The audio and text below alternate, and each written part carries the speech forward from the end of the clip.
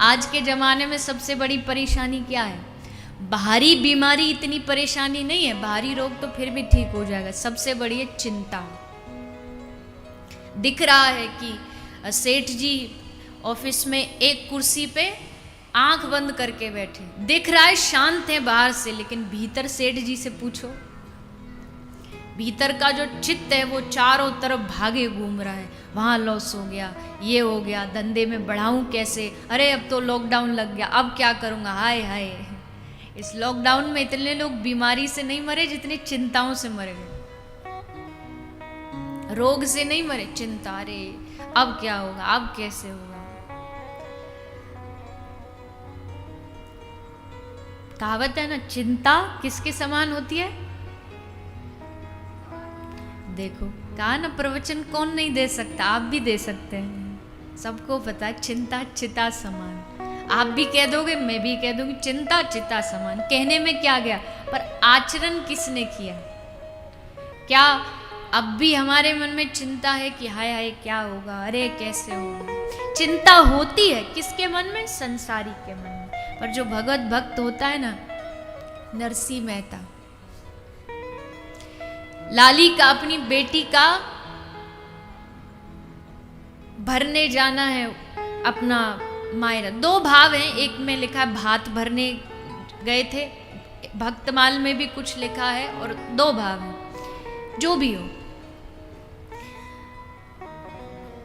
और बेटी के परिवार वालों ने, माने ससुराल वालों ने लंबी चौड़ी लिस्ट बना के भेज दी कि इतना इतना सामान आना चाहिए हमारी अपनी पुत्री के लिए, जब भी आओ तो इतना सामान हो तभी आना। अब सामान ऐसा वैसा नहीं, लाखों का उस समय में इतना सामान लिख करके भेज दिया। पर नरसिंह मेहता चिंता में बावरे नहीं हुए, बस मजीरा लिया हाथ में और मजीरा लेके ठाकुर जी का नाम ले रहे, कोई चिंता नहीं। हे प्रभु, आज तक तूने संभाला, इज्जत जाएगी तो हमारी नहीं जाएगी, इज्जत जाएगी तो तेरी जाएगी।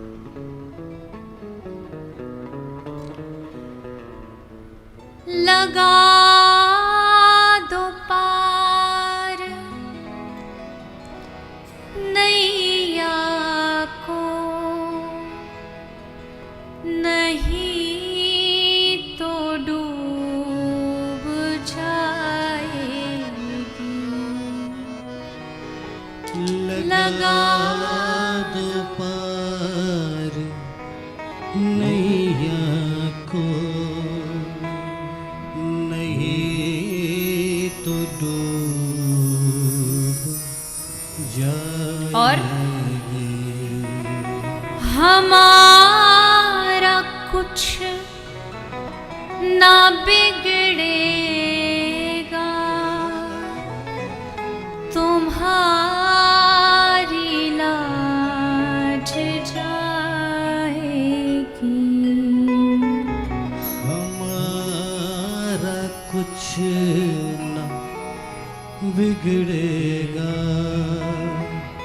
तुम्हारी लाज जाएगी। हरि शरणम हरि शरणम हरि शरणम हरि शरणम हरि शरणम हरि शरणम हरि शरणम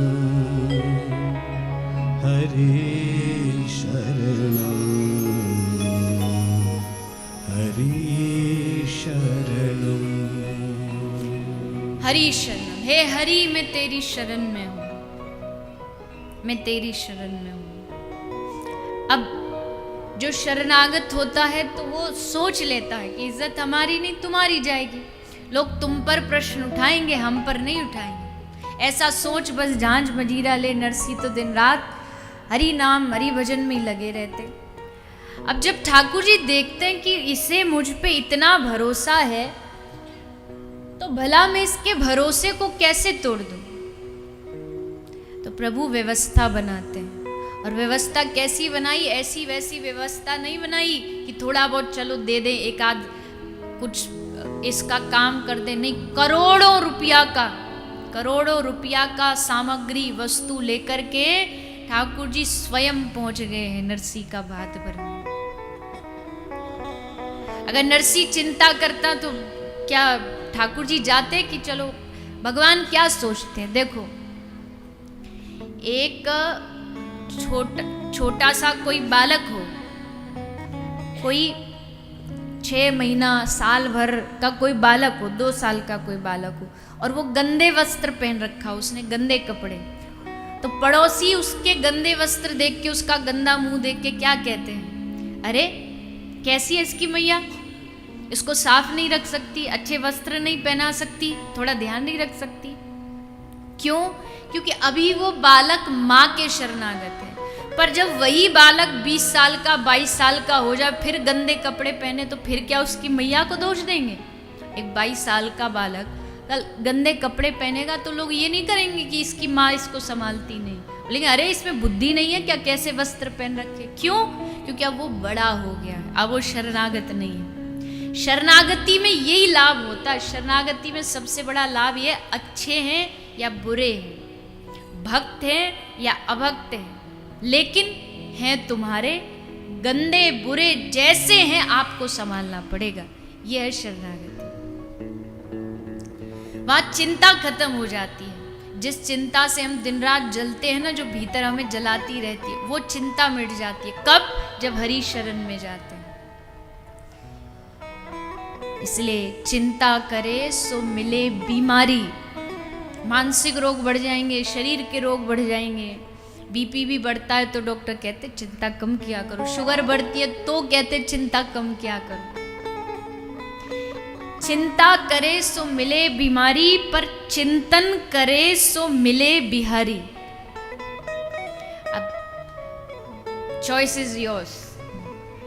अब आपको चुनना है कि आपको बीमारी चाहिए या बिहारी चाहिए। क्या चाहिए? वाह। और अभी देखना, अभी थोड़ी सी भी कथा 5:30 से लेट हो जाए ना तो चिंता चालू हो जाएगी। आए हाय, घर में कौन रोटी बनाएगा, है किसी का पशुधन होता, पशु घर में बनाओ तो अरे समय हो गया इसका उसका। पर चलिए कोई नहीं, इतना समय भी अगर आप भाव से, चित्त से सत्संग को दे देंगे तो सत्संग से लाभ ही लाभ होगा।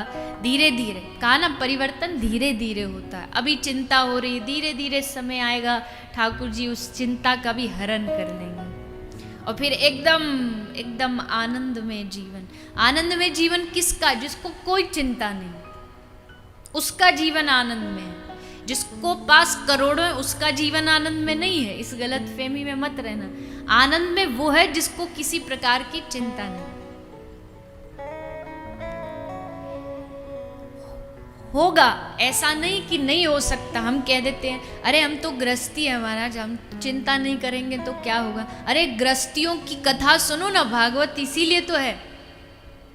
सुदामा गृहस्थी थे, नरसी गृहस्थी थे, एकनाथ जी गृहस्थी थे, पर गृहस्थ में रह कर के क्या भगवान की प्राप्ति कर ली। गृहस्थ जीवन का बहाना देकर के भगवान से भागिए मत। ब्रज में संत कहते हैं कि गृहस्थ से बड़ा और तो कोई भक्त हो नहीं सकता। क्यों? क्योंकि जो साधु है बाबा जी, उसने तो सब कुछ त्याग दिया है, तो उसको मोह है ही नहीं, ना बीवी है ना बच्चे, कोई नहीं।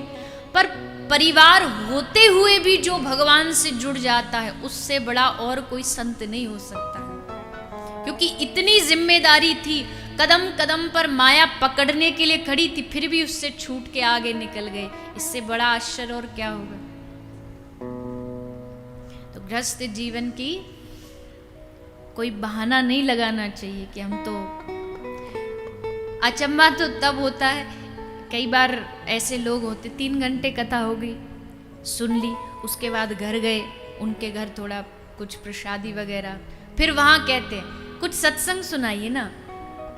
उनका अभी तो सुन के आए हो 3 घंटे। बोले नहीं थोड़ा सा और, वो भी सुना दिया। अब सुनाने के बाद क्या बोलते, आपने बात तो बड़ी अच्छी कही, पर क्या करें ना, परिवार वाले हैं ना, माया वाले हैं, अरे तो पहले ही बता देते, 3 घंटे बोलते नहीं। ये बात ही बतानी थी कि भाई परिवार वाले ये तो पता ही है। और आप तो सत्संग इसलिए सुन रहे हैं ना कि सुने और फिर सुनकर के उसमें से कुछ चुने और चुन करके फिर धीरे धीरे धीरे धीरे जीवन को सही दिशा की ओर लेकर के जाए। तो भगवान से निवेदन यही करिए कि प्रभु चाहे हम घर में रहें, परिवार में रहें, बाल बच्चों के साथ रहें, पर रिश्ता हमेशा जो एक कनेक्शन है वो आपसे जुड़ा रहे। इसका सबसे बड़ा उदाहरण कौन है? यथा ब्रज गोपिका नाम। इसका सबसे बड़ा उदाहरण है ब्रज की गोपियां, जिनके जीवन में सब कुछ था जो हमारे जीवन में है। ब्याह हुआ, पति है, माँ है, बाप है, सास है, ससुर है, बच्चे हैं, घर का काम है, भोजन बनाना है, दूध निकालना है, दधी मंथन का, सारे काम थे। सारे काम गोपी करती भी है, पर केवल शरीर से, केवल तन से। मन कहाँ है? मन एकमात्र अपने प्रियतम श्री ठाकुर जी के चरणों में लगा रहता है, वहां से ध्यान नहीं हटता। केंद्र वही है, केंद्र वही है। शरीर सब काम कर रहा है, जो परिवार कह रहा है वही शरीर कर रहा है, पर मन जो है, मन वो भगवान के चरणों में लगा है। अब लाल जी क्या कर रहे होंगे? अब हमारे ठाकुर जी गैया चराने जा रहे होंगे, अब आ रहे होंगे, अब अगर दोपहर का समय हो गया तो भोजन ये सब चिंतन चलता रहता है। तो ये हमारे अंदर भी उतनी स्थिति में तो नहीं आ सकता, क्योंकि गोपी तो सन्यासी भी, महापुरुष भी उनके चरणों की धूल बनना चाहते हैं। पर इतना तो प्रयास करना चाहिए कि समय समय पर दिन में कुछ समय तो ऐसा हो जब आपको भगवान का स्मरण हो, उनकी याद आए।